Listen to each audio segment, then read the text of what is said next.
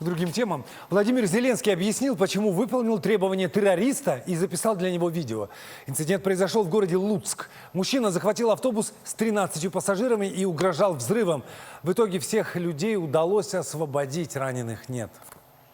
Мене попередили, що він говорить з усіма 10. Меня предупредили, что он говорит со всеми 10-15 секунд, а потом бросает трубку. Не хочет продолжать, хочет, чтобы были выполнены все его требования. Чуть больше он разговаривал с журналистами. Мы с ним говорили 7-10 минут. Мы договорились, что он сделает первый шаг.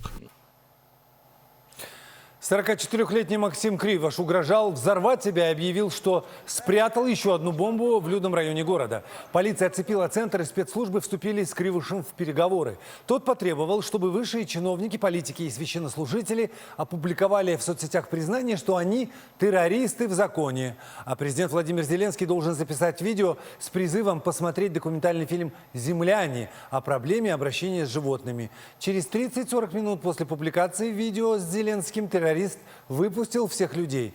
Сразу после этого обращения президента Украины удалили. По словам главы МВД Арсена Авакова, Кривош придерживался экстремистских взглядов и сидел в тюрьме. У него нашлись сообщники, одного из них задержали в Харькове, а в квартире мужчины обнаружили склад оружия.